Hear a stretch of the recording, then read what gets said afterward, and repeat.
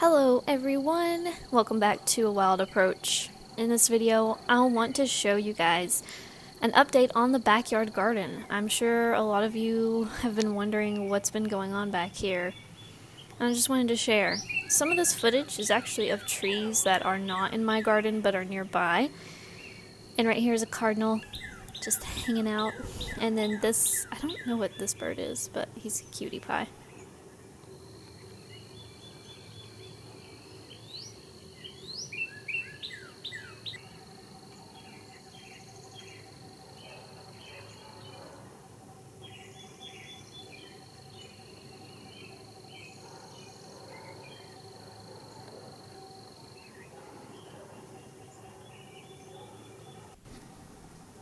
So I want to start off showing off the wild ginger.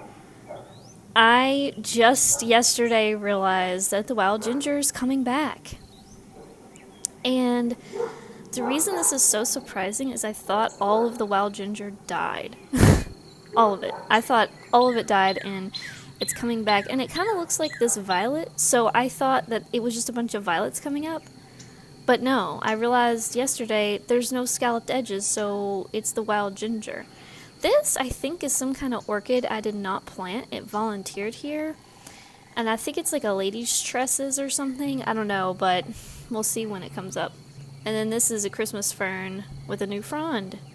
So all three of my Christmas ferns have new fronds coming up, and I am so excited because the Christmas fern looked great for quite some time, of course. That's why it's called the Christmas fern, because it looks good even around Christmas. But not long after Christmas, or I guess I should say maybe around January, it started to look a little bit rough, and then of course February it looked even worse. I think this is snake root. I think.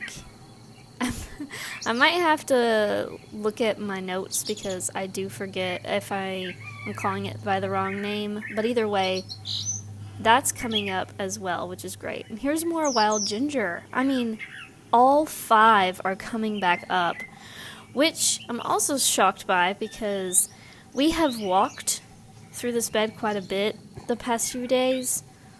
And the reason for that is we built that railing finally on that side of our steps, and it required us walking through here, as you can see, so that area is a little compacted right now. But we lucked out that the wild gingers are still coming up, and one of them was right next to an erigeron, and so I think that helped it not get stepped on because we were avoiding stepping on any plants if at all possible.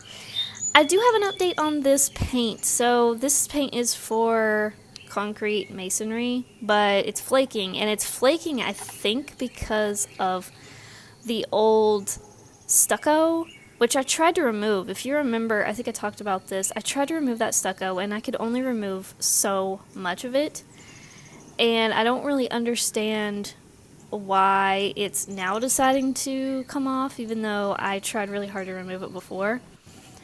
So unfortunately, I'm gonna have to think of a new solution for that area because the paint looked so good, but now it's peeling off and it looks terrible. So I've got to rethink that.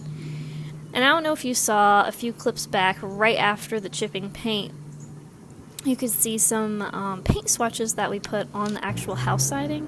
So we're trying to decide what color to paint our house. And if you guys leave a comment with a suggestion, I appreciate it, but the chances are low that I'm going to pick a color that you suggest. No offense to anybody, but I noticed that like a lot of people have opinions on what I should paint my house, like in my real life. So I'm sure that could be the case with you guys too, and this is no offense to anybody, but chances are very low that I'm going to happen to pick whatever color you guys pick, because I'm struggling myself with just deciding what color I want, and it's hard enough to even see these colors in person and pick, much less you guys being able to tell from the internet what my house really looks like and what color would actually look good on it, because that's not in person with the lighting correct and all that. That's through video, through the internet, and things can look a certain way online that isn't perfectly accurate in person, and vice versa. And paint chips, man. Paint chips aren't always perfectly accurate, and what the paint looks like in the can is definitely not what it looks like when you put it on the wall. So lots of things to think about with that, but I'm sure we'll figure it out eventually. I'm kind of leaning toward the very light gray.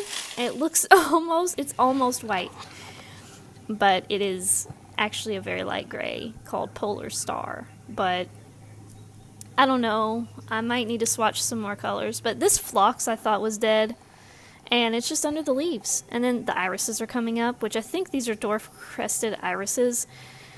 Again, I need to be looking at my notes, but I forgot to bring them upstairs with me while I record this audio. So whatever you saw me plant in that is what I'm talking about in this. So I have a video, if you want to go back to my channel and check out the video where I plant all these things, you can go check that out. Now, you're seeing probably a lot of Origeron right now. And if you don't know, Origeron is not something I planted. It volunteered. And it's seeded because I didn't cut the blooms or the seed heads off. And so I think I'm getting a bunch of baby Origerons in here. And if I'm right, then I'm happy with that, because if it's the Origeron I think it is, then it's native and it's beautiful and it blooms for a very long time. So I could not be upset about having a bunch of that over here. Even if some people might think, oh, that is way too much of the same plant. What's great about that is it will help protect some of these plants that I have planted, because a lot of these plants that I've planted here are, more for shade or part sun, part shade situations, because this area is the north side of my house and does get quite a bit of shade, but it also does get some hot sun in the evening and afternoon times. Depending on the time of year and everything, it might get more sun than other times of year, and so to have some plants to kind of protect them a little bit, give them a little bit of a dappled light situation instead of a direct light situation, is ideal. So I couldn't be happier if these are the Origerons that I think they are. Now, if this is horseweed, I'm going to be mad, because I'm going to wish that I pulled at least 3/4 of them out, because even though that is a native plant, it isn't, elegant. I don't want to eradicate it. I want it in the garden. I just don't want it to be too prolific, because I don't want, a whole garden of it. And only it. So if this is horseweed, or if those are horseweed, then I definitely am going to regret not pulling some of those out. But I can't tell, because a lot of Origerons look similar, and a lot of them look like that horseweed, which is horseweed a type of Origeron, or is it just a type of aster? I forget, but they're all kind of related, so they kind of look similar when they're just the rosette on the ground. So we'll find out, but... So yeah, we've got Origerons, we've got asters, and we've got goldenrods, and all of those have been volunteer. And then you've also seen broom sedge blue stem in this video.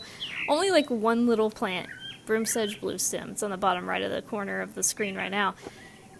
And, oh wait, I want you to see this pink dogwood across the street. Not my tree, because it's across the street at my neighbor's house, but pink dogwood, it's beautiful. I just had to show you guys that really quick. But yeah, so we've got a railing on the steps now, which is great. We just did that a few days ago finally, and it's so nice, especially when we get home with groceries. We don't have to worry about falling off the right side of the steps. This is Rattlesnake Master. Rattlesnake Master seedlings are the ones doing the best in these jugs right now. For whatever reason, the Rattlesnake Master is just doing great. And the other seedlings aren't really doing as well. Some of them aren't even coming up yet. A lot of the wild geranium is not coming up. I have 1 or 2, maybe 3 wild geraniums, and they're really tiny. And then this Jacob's Ladder, it's also not coming up. So I don't know what's up with that. I don't know if I planted things too late. I don't know though, because I think I sowed these January 6th.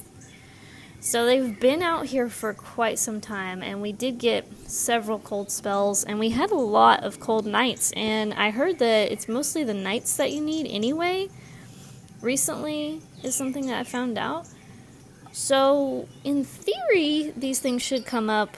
So I'm giving it time. Maybe I'm just being impatient, because I'm seeing the rattlesnake master, you know, and not other things. But this is a black cherry tree, not in my yard, not in my next door neighbor's yard, but I think it's in some other neighbor's yard. I don't know if it's the people behind me or if it's technically their neighbor's tree. But either way, I just now, the other day when I was filming this, realized this is a black cherry tree. I never knew this before.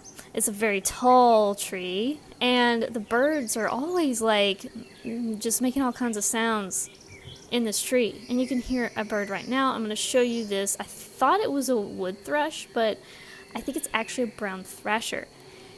And it is in this tree, and I could not see it when I was recording, so I didn't center it in the viewfinder because I couldn't see it until I watched this footage back. And it was so vocal and it was so fun to listen to. But right now I'm going to show you why this is a black cherry tree. Clearly you can see by this. I think if you are familiar with black cherry, you will see definitely this is a black cherry tree. It has the blooms and the leaves and those little pink red things, which I don't know what they're called, at the base of the flowers, and the stems and stuff. That is exactly what my black cherry tree looks like when it's in bloom. Mine's not in bloom yet, mine's in bud, so it's going to bloom any day now, but so it's the same tree. It's clearly the same tree. Never knew this for the years I've lived here. I've always wondered, where is the parent tree to all these volunteers that I've been getting? And the funny thing is I didn't get black cherry tree volunteers until I already bought black cherry trees. Yes, I bought mine, which I don't regret because it supports the Native Plant Rescue Squad. But it's funny because after I already bought those, I was getting volunteers, and at first I was like, is it from my tree? And then I was like, oh wait, there's other trees nearby. And I thought I spotted one in my next door neighbor's yard on the other side. And I think I did, but I don't remember which tree that is because they have a lot of trees. But this one for sure is a black cherry tree now that I can zoom in on it. So anyway, I thought that was fascinating. I thought it was interesting. That means that I've seen at least 2 or 3 different kinds of birds up in that cherry tree over the past few days. And this, I am pretty sure, is an aster. So I've been getting a lot of volunteer asters, a lot of volunteer goldenrods, and a lot of volunteer violets. The violets, I'm going to apologize for this footage. It was really hard to zoom or to get like it to focus and stay focused. But I get these common violets that are native. They're a host plant to butterflies, and the flowers are pretty, and it's a good ground cover. And I just want to leave you all with this beautiful footage I got of one of my 2 spice bushes. This one's doing pretty great. It's still small, but it just looks so pretty in the sunlight. I had to share it. And that is pretty much it. My memory card got full, and so that's all the footage I got. Thank you guys so much for watching, and I hope you guys enjoyed this video. Bye. I just added some new original paintings to the shop. Go to macylou.com to check out the new pieces. I also have prints available as well as different categories of products. I have a $12 and under section and a $25 and under section as well, because I believe every human being deserves to have art in their home and to feel cozy and comfortable wherever they live. I also have a contact page where you can easily get in touch with me at your convenience for art commissions and business inquiries. Just put a quick subject line such as, hey, I'd like an art commission, and then in the message section, put in detail about what type of commission you are wanting. Also, feel free to use the contact form as a way to ask any questions you may have about the art or the shop. Thanks for all of your support, no matter what form it takes.